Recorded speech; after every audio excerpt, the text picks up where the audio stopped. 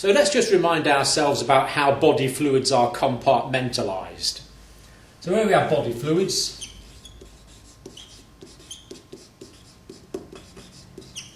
And as you probably know, they're divided into intracellular fluids and extracellular fluids.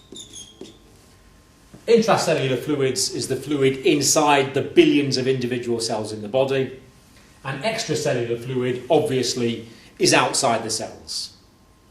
And the extracellular fluid can be tissue fluid,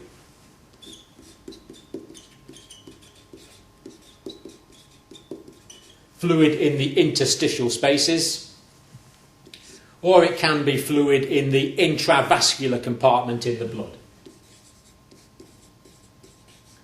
So the body compartments where the fluid is compartmentalised is in the cells, in the tissue fluid in the interstitial spaces, or in the intravascular space in the blood. And intracellular fluid in an average sized adult would say be about 30 litres. Tissue fluid at any one time round about 12 litres. And although there's 5 litres of the blood, 2 litres of that is cells. So there's actually about 3 litres of water in the blood at any one time. Now, as well as that, there's going to be small amounts of fluid between the visceral and parietal pleural membrane, and between the visceral and parietal peritoneal membrane.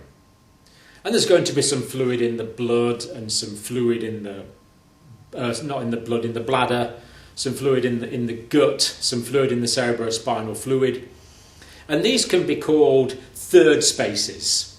So they're not really quite intracellular fluid. In fact, they're not intracellular at all. They are, I suppose, extracellular, but we call that a third space.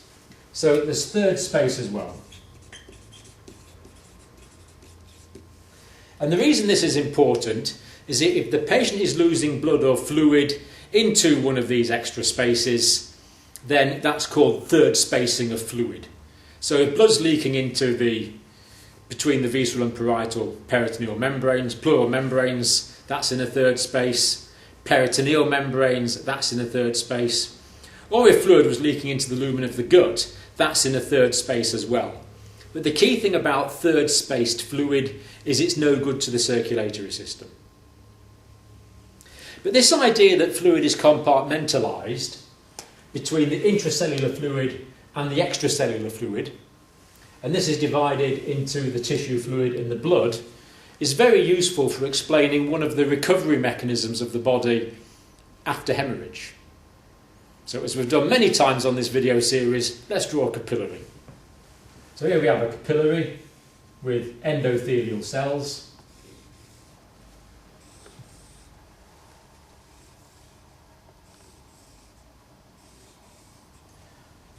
Hope you're drawing one as well. There we have our capillary. As we've noticed before, these are separate cells with cytoplasm and a nucleus.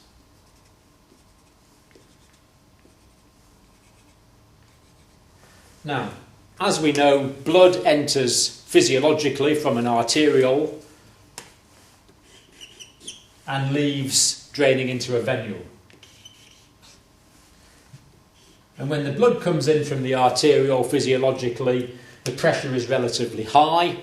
So physiologically, tissue fluid is going to be formed as a result of the hydrostatic pressure at the arterial end of the capillary. Tissue fluid is going to be formed. That's good because here we have the cells, and these need to be bathed with the tissue fluid. It's the essential diffusional medium. Here we have some cells down here as well on both sides of the capillary. So there's our cells. As the tissue fluid forms, it bathes these cells. So it's good. And as we've noticed, at any one time, in fact this diagram shows the 3 compartments we've talked about quite nicely really. It shows the intracellular compartments inside the billions of individual cells of the body, which, as we said, at any one time will contain about 30 litres of fluid. It shows us the intravascular compartment inside the blood vessels, and as we've noticed, at any one time that contains about 3 litres of water. And it also shows the interstitial space here, the space between the individual cells, and at any one time that's going to contain about 12 litres of water. Now, if someone bleeds, that's going to cause vasoconstriction of the arterioles. And if the arterioles are vasoconstricted, what's that going to do to the total amount of blood that can go through the arterioles? Well, if they're constricted, less blood is going to get through. That means less blood after someone has bled significantly and they are compensating. Less blood is going to get through into the capillaries. If less blood is present at the arterial end of the capillary, what's that going to do to the blood pressure in the arterial end of the capillary? Well, if there's less blood getting through, the blood pressure is going to be lower. That means there's less hydrostatic pressure to push out the tissue fluid. That means that less tissue fluid is going to be formed. But when someone bleeds, they're going to bleed whole blood, and at least initially, that's not going to influence the osmotic potential of the plasma. Because remember, it's the presence of plasma proteins which is going to osmotically suck tissue fluid back in at the venous end of the capillary in the physiological situation. So now we have a situation where we have the same osmotic pressure from the plasma proteins, but much less hydrostatic pressure. This means that less, or indeed no, tissue fluid might be formed at the arterial end of the capillary. But if it is formed, it's certainly going to be less, because the pressure in here is less, because less blood is getting through because of the arterial vasoconstriction. Less tissue fluid is formed, or no tissue fluid is formed. But because the pressure is less, that means that tissue fluid can be reabsorbed osmotically more readily. So the hydrostatic pressure is less, the osmotic pressure is the same, therefore tissue fluid can actually be absorbed all the way along the length of the capillary. So normally the tissue fluid would be formed here, going out, but after hemorrhage it can be sucked back in. Because the pressure is less, the hydrostatic pressure inside is less, but the osmotic pressure is the same. And this is remarkably clever, really, because what it means is if someone loses blood, even if they don't have immediate access to fluids, obviously if they lose a lot, it's not going to work, but if they lose a bit of blood, even if they don't have access to drinks, then what it means is that fluid will move from the extracellular compartment into the intravascular compartment, and this will restore intravascular volume.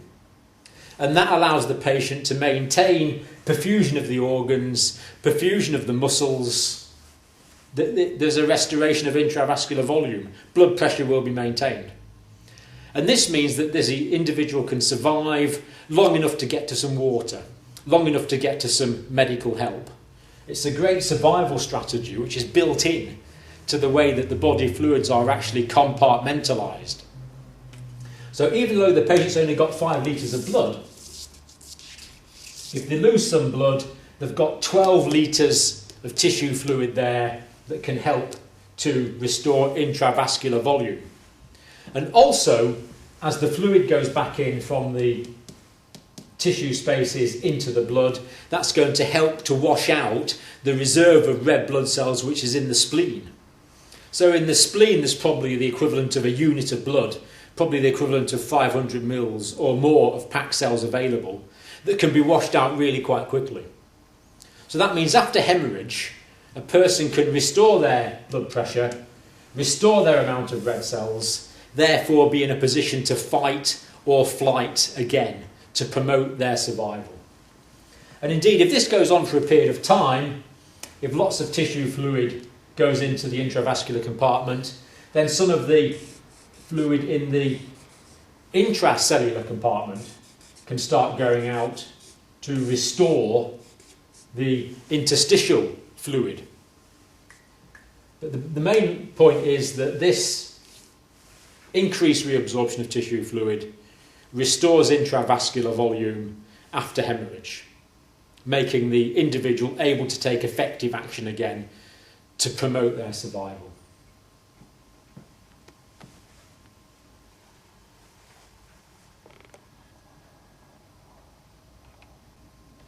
So this diagram is showing the normal physiological situation, and what we see is that blood is coming in at the arterial end of the capillary and leaving via the venous end of the capillary. And we notice here that at the start of the capillary the blood pressure is going to be about 32 millimetres of mercury because the blood has just come in from a normal arterial. As the blood goes along the capillary, the pressure along the capillary will gradually drop, and that's represented by this green line. So it starts off at 32 millimetres of mercury and goes down to about 12 millimetres of mercury. But we notice this line here. This is the line representing the osmotic pressure of the plasma generated by the presence of the large plasma protein molecules, particularly the albumin. And we notice that this stays the same all the way along. So at the arterial end of the capillary, the blood pressure is going to be greater than the osmotic pressure. So that means in this part here,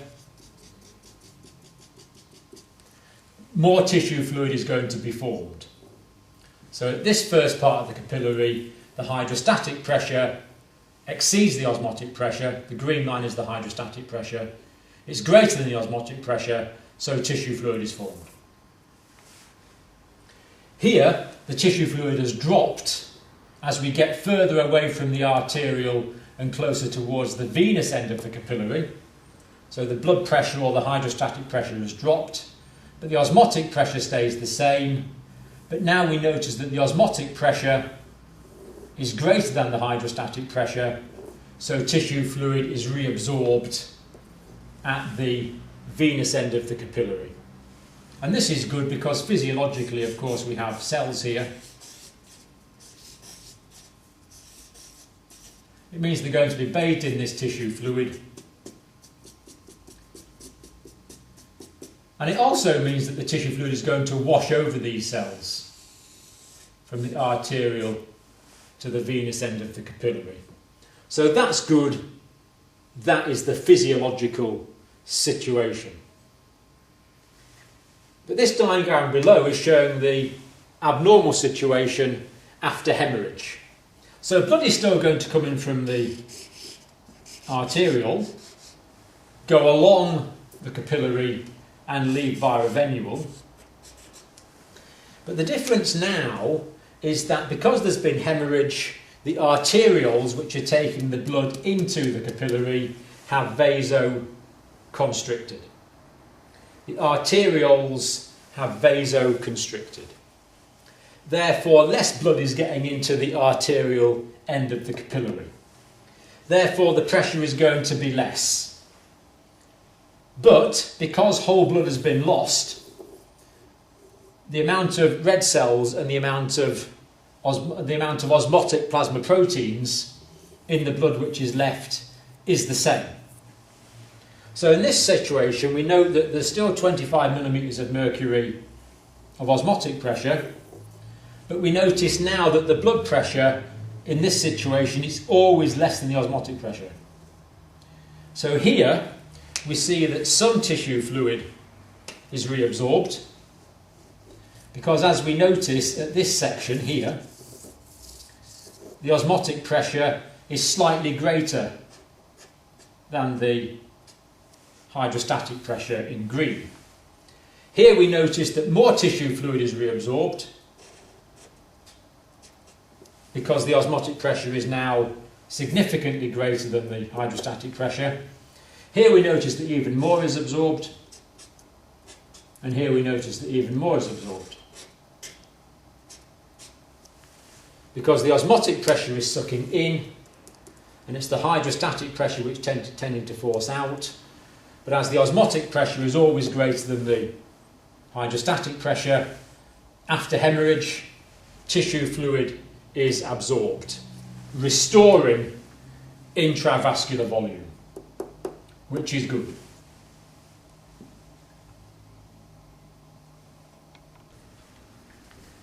Now this graphic shows much the same thing.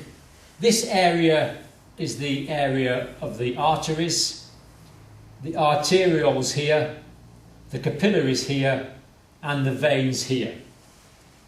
And this shows the blood pressure in millimetres of mercury. So there's going to be a pressure drop along the arteries from the larger to the smaller arteries, but there's still going to be a reasonably high pressure when the arteries become arterioles. Now the green line is the physiological line.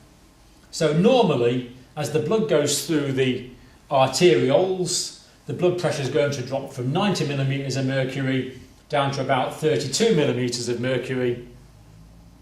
And this is consistent with what we've just looked at, because we noted that the blood at the start of the capillary, and this column here of course is the capillaries, was 32 millimetres of mercury, dropping along the length of the capillary to 12 millimetres of mercury. And then the pressure in the veins depends on various factors, but generally it's relatively low. Now after hemorrhage, when the arterioles are contracted, less blood is going to be able to get through the narrowed lumens of the arterioles, so the pressure drop as the blood goes through the arterioles is going to be greater, because the arterioles are now constricted and less blood is getting through. The volumes of blood getting through to the capillaries is going to be reduced. So the blood pressure in the capillaries is lower than it would normally be physiologically, and that's true all along the length of the capillary. Therefore, less tissue fluid is going to be formed and more is going to be reabsorbed, and then again the blood's going to be drained into the veins. So the green line is the physiological situation, and the red line are the pressures that we might expect to see after an episode of hemorrhage, significant enough to cause a reasonable amount of arterial vasoconstriction.